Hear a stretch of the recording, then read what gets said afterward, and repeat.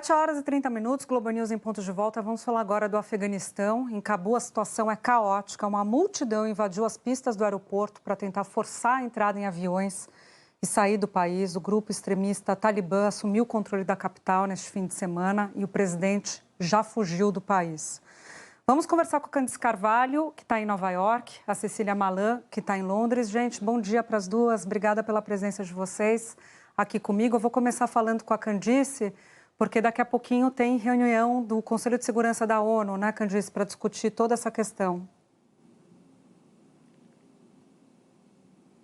Oi, Júlia, bom dia para você, Cissa, bom dia a todos.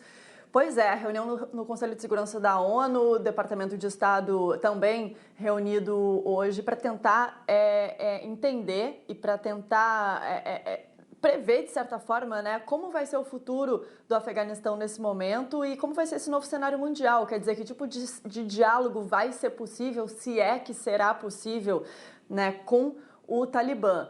Enquanto isso, milhares de pessoas tentando sair do Afeganistão, Júlia, como podem. Uma multidão ontem foi para o aeroporto de Cabul, da capital do país. Houve confusão, segundo depoimentos de testemunhas. 5 pessoas morreram em decorrência de uma situação de caos no aeroporto. E por causa disso, as autoridades americanas pediram que cidadãos dos Estados Unidos, né, que estão no Afeganistão, pediu que essas pessoas não se encaminhem até o aeroporto, quer dizer, que se protejam nas suas casas ou, enfim, da maneira como puderem se proteger. E que aguardem, né, as orientações de retirada. Eu lembro que os Estados Unidos montaram uma operação, uma mega operação, uma força-tarefa de retirada de civis do Afeganistão, além, claro, né, do pessoal da diplomacia americana, dos diplomatas e funcionários do governo que ainda estão lá.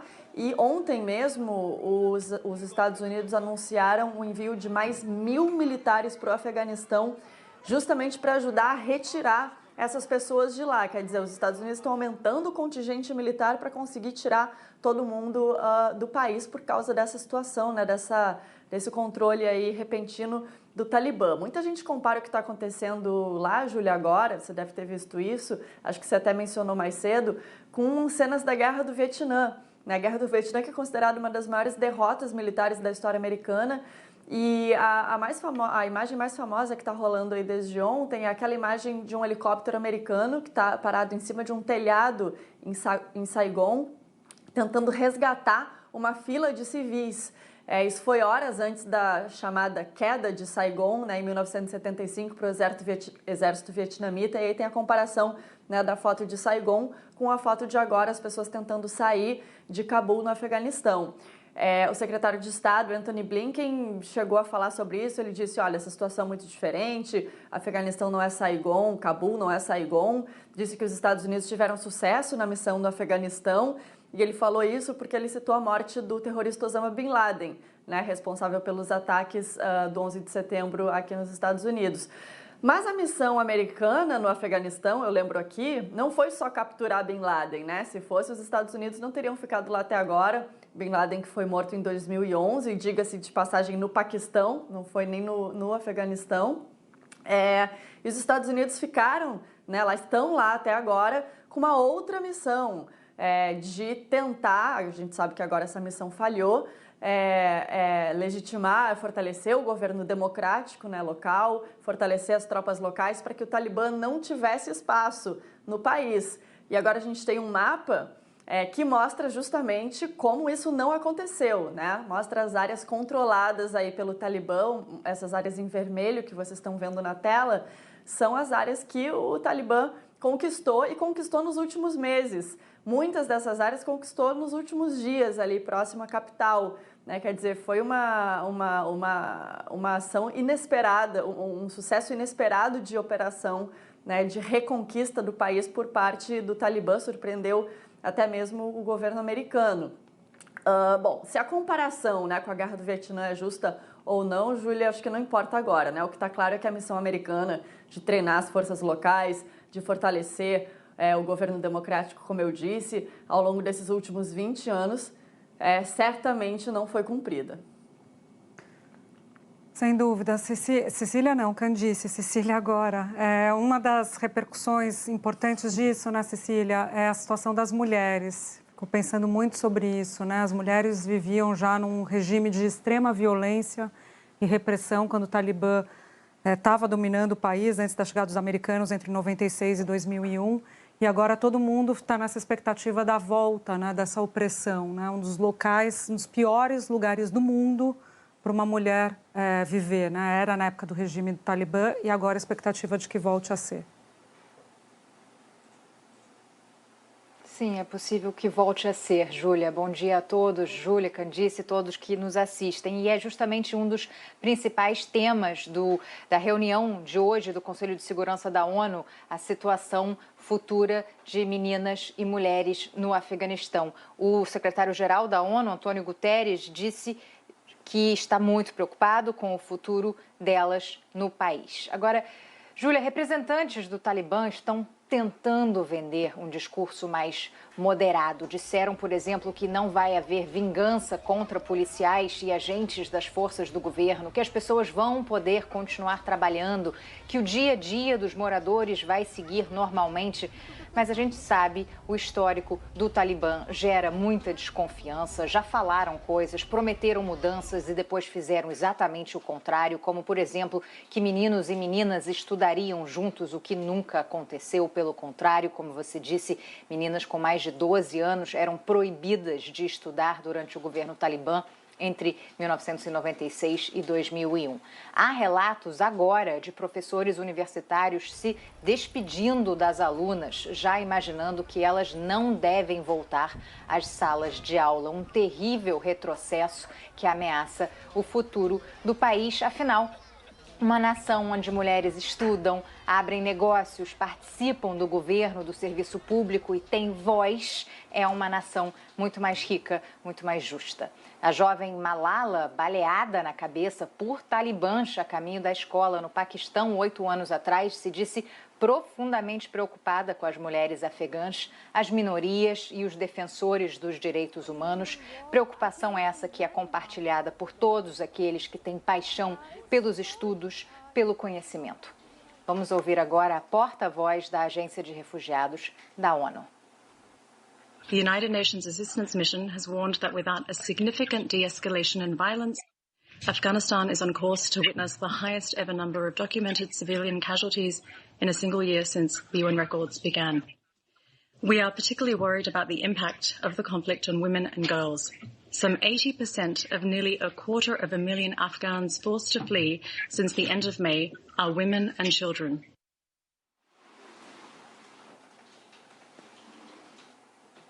A preocupação com o destino dos afegãos repercutiu no Vaticano. Ontem o Papa Francisco rezou pelo país e falou na necessidade de diálogo para garantir paz, segurança e respeito para a população tão sofrida. Enquanto o mundo ocidental corre para retirar seus diplomatas e cidadãos do Afeganistão, o governo russo disse que já está em contato com representantes do Talibã via embaixada em Cabul e que vai manter a presença da missão diplomática. O gesto está sendo interpretado como um possível reconhecimento por parte do governo russo dos novos ocupantes do Palácio Presidencial. A China também decidiu não esvaziar a embaixada na capital. Já o Reino Unido insiste que não vai reconhecer o governo do grupo extremista. Vamos ouvir o primeiro-ministro Boris Johnson. We don't want anybody bilaterally recognizing the Taliban. We want a united position amongst all the like-minded as far as we can get one, so that we do whatever we can to prevent Afghanistan lapsing back into being a breeding ground for terror. The UK presence has been very, very substantially reduced since 2014.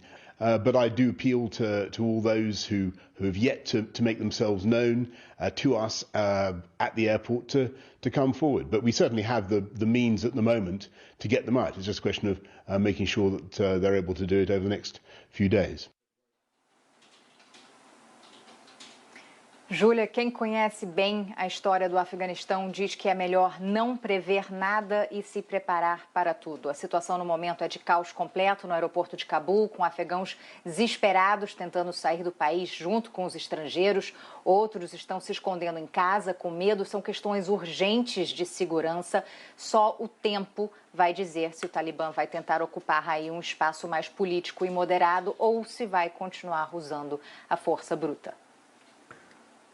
Bem lembrado, bem colocado, na verdade, Cecília. Vamos conversar, então, com o Oliver Stunkel, que é professor de Relações Internacionais aqui da GV, já está aqui com a gente. Oliver, bom dia, obrigada pela sua presença aqui no Em Ponto. Começo, então, te perguntando sobre a questão mais macro, né? Os americanos tentam dizer que isso não é uma derrota nos termos do que se viu no Vietnã, ou mesmo só na saída, né, de Saigon, na fuga de Saigon. Foi algo negociado por Trump já em 2020. Biden, quando assumiu, disse que ia manter essa negociação e teve uma mesa de conversas com o Talibã, né? Esse é um fato. Você teve uma negociação em que se sentou um lado e se sentou outro. 20 anos depois da ocupação americana, a gente está vendo a volta de um regime que ocupava o país 20 anos antes. Quer dizer, o que a gente tira disso tudo? É uma derrota, não é uma derrota? De que serviu a presença dos americanos, a invasão com esse custo enorme em bilhões de dólares e em vidas, inclusive, de americanos? Bom dia. Bom, primeiro eu acho que é importante lembrar que a presença da OTAN não foi inteiramente em vão. Como a Cecília acaba de mencionar, houve grandes avanços na área de educação, temos uma sociedade civil muito ativa, uma imprensa muito ativa. Então, os últimos 20 anos, nesse aspecto, foram muito melhores do que os anos 90, quando o Talibã governava o país. Porém, a retirada caótica dos Estados Unidos é, sem dúvida, o maior fracasso geopolítico dos Estados Unidos dos últimos anos, sem dúvida do governo Biden. É uma crise instalada em Washington neste momento, sobretudo pela maneira como essa retirada acontece. Porque há um consenso na sociedade americana de que falta vontade política para manter as tropas no Afeganistão, porque esse novo consenso diz que a energia e o tempo dedicado pelos Estados Unidos para combater o terror foi um tempo perdido, porque a principal ameaça política dos Estados Unidos hoje é a ascensão da China. Então, a retirada americana, acima de tudo, simboliza que, a partir de agora, toda a energia e todo o foco geopolítico dos Estados Unidos será a contenção da ascensão chinesa, e o conflito no Afeganistão simplesmente não faz parte dessa batalha, é visto como uma questão secundária. Isso explica por que Biden está disposto a comprar essa derrota, basicamente, assumir a responsabilidade, porque vários presidentes já queriam fazer isso. Obama tentou sair do Afeganistão, foi convencido por seus generais a ficar mais alguns anos. Trump tentou sair e Biden disse: chega, a gente não consegue mais estabilizar o país, a gente precisa aceitar os limites da nossa capacidade, da nossa vontade política para poder focar em questões mais importantes. E claramente não haverá, ao longo dos próximos anos, uma volta da comunidade internacional, e o cenário mais provável é uma catástrofe humanitária que está se enrolando agora no país. Professor, vou entrar aqui na conversa. Bom dia, prazer falar com o senhor. Eu queria ouvir a sua opinião em relação ao seguinte: se fala muito aqui nos Estados Unidos, será que vai ser possível estabelecer algum tipo de diálogo com o Talibã? Né? Será que vai existir algum meio termo nesse aspecto? E aí eu queria lhe perguntar o seguinte, porque o Talibã não é um grupo político, né? A gente sabe, é um grupo ideológico que aplica a visão radical, distorcida do Islã e que tem aspirações políticas, né? Aspirações de poder, tanto que está aí esse cenário. Quer dizer, não dá para esperar muito em termos de respeito a direitos humanos, em termos de negociações, aí, de diálogos, porque isso vai simplesmente contra a raiz do grupo, né? A crença do grupo. O senhor acredita que vai haver algum tipo de diálogo possível para uma moderação, né, do Talibã na sua forma de governo sob o povo aí, em relação ao povo, né, do Afeganistão? Eu acho que ao longo dos próximos anos dificilmente haverá um diálogo formal, porque, querendo ou não, ainda existe uma tensão enorme entre os valores e também as ideias que os Estados Unidos defendem e o que o Talibã representa. Ao mesmo tempo, existe também o lado pragmático da política americana e o reconhecimento de que tanto a Rússia quanto a China já estão iniciando um diálogo, dizendo a gente precisa lidar com alguém naquele país. É importante manter isso porque sempre surgem questões ligadas ao comércio, questões consulares e questões geopolíticas que podem demandar que os Estados Unidos tenham algum tipo de influência no Afeganistão. Porém, por enquanto, me parece altamente improvável.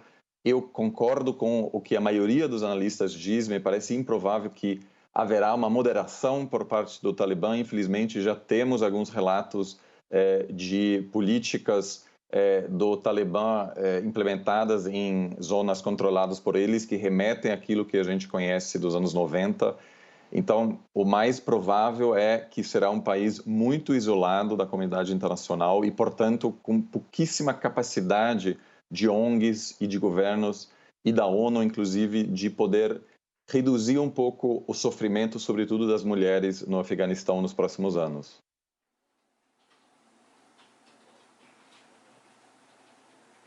E, professor, aqui rapidamente de Londres, é a Cecília Malan falando, eu ia perguntar justamente se dá para confiar na palavra do Talibã, principalmente dos representantes de mais alto nível que estão dando entrevista, que estão falando, você meio que já respondeu isso agora. Então, outra pergunta é assim, além de condenar e lamentar essa mudança, o que o Ocidente pode de fato fazer? Existem opções não militares que teriam algum efeito sobre o Talibã ou as potências ocidentais estão essencialmente de mãos atadas nesse caso?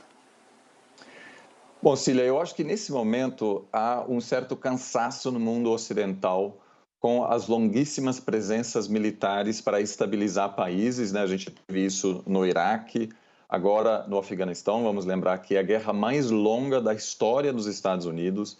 Então, não me parece que há, neste momento, uma chance da comunidade internacional influenciar o que acontece no Afeganistão.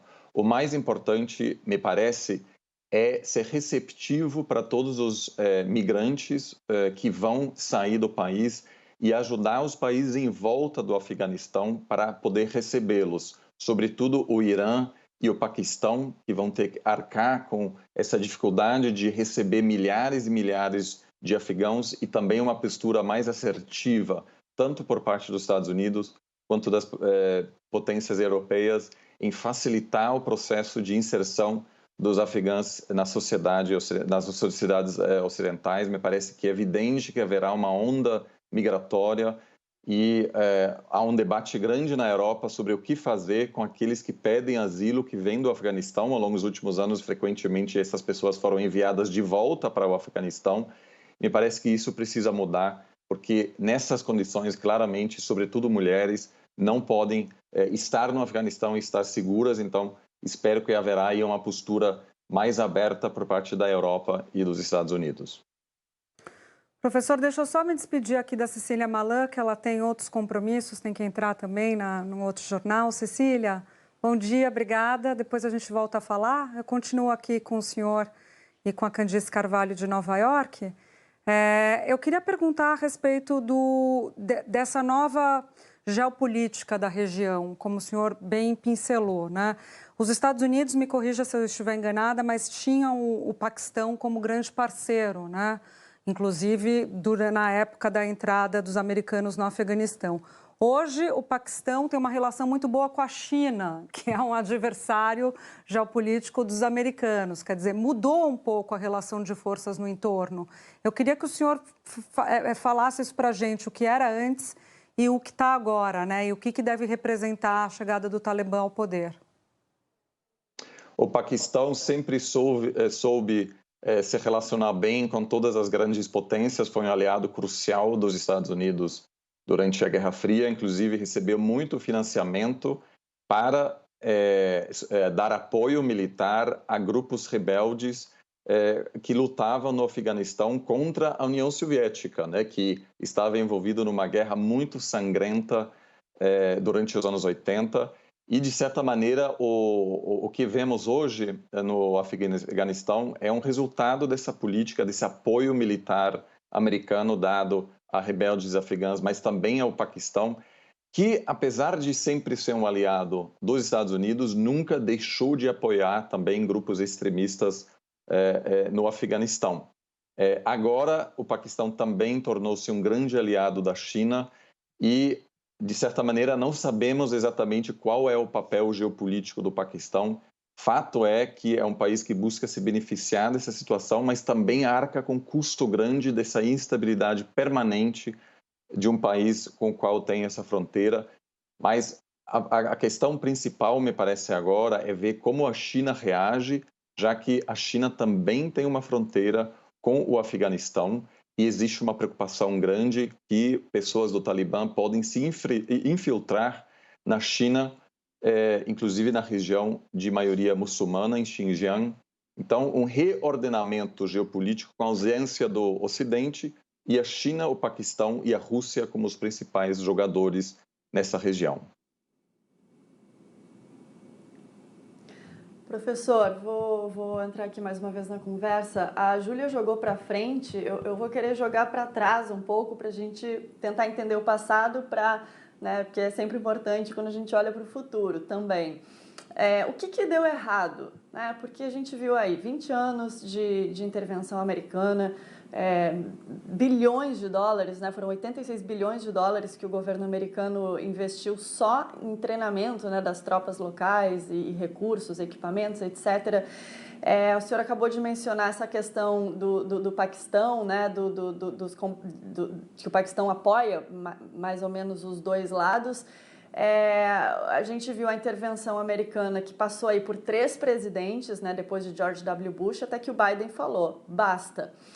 Mas o que poderia ter sido feito de diferente? Onde que os Estados Unidos erraram? Se é que o senhor tem essa resposta de $1 milhão, o que o senhor tem a dizer sobre isso? Será que algo deveria ou poderia ter sido diferente? Onde que foi a falha americana?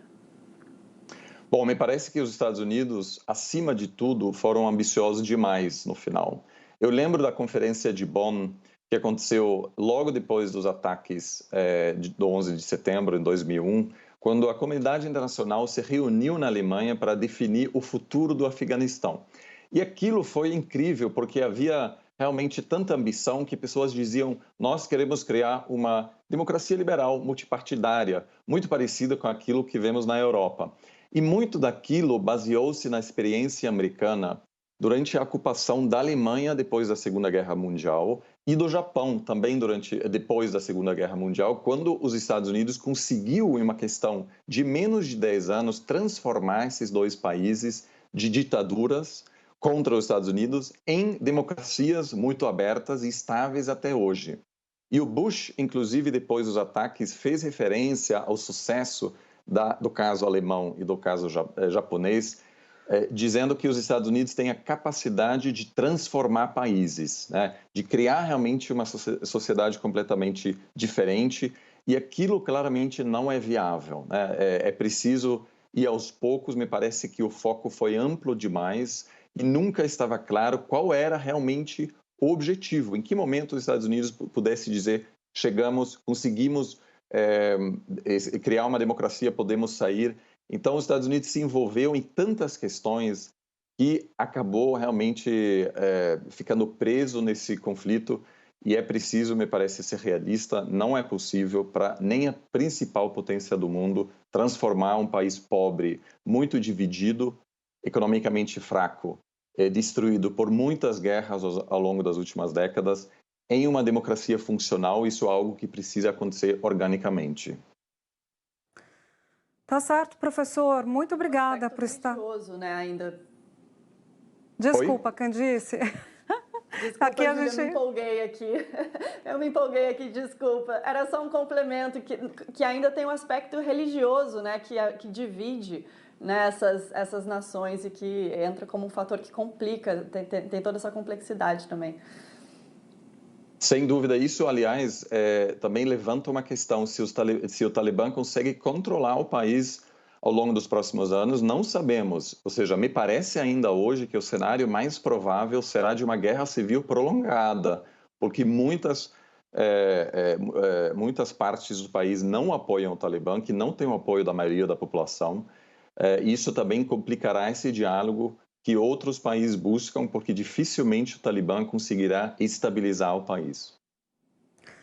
Tá ótimo, professor. Candice, você aqui tem passe livre, você sabe, aqui o delay, às vezes a gente acaba se atropelando. Mas obrigada pela participação na entrevista. Professor, um prazer ter o senhor aqui com a gente cedinho, nos fazendo entender o que está acontecendo lá no Afeganistão. E vamos torcer principalmente pelas mulheres ali, para que a comunidade internacional fique bem atenta com a situação das mulheres e das crianças. Bom dia para o senhor. Obrigado, igualmente. Tchau, Candice. Até daqui a pouco. Até depois.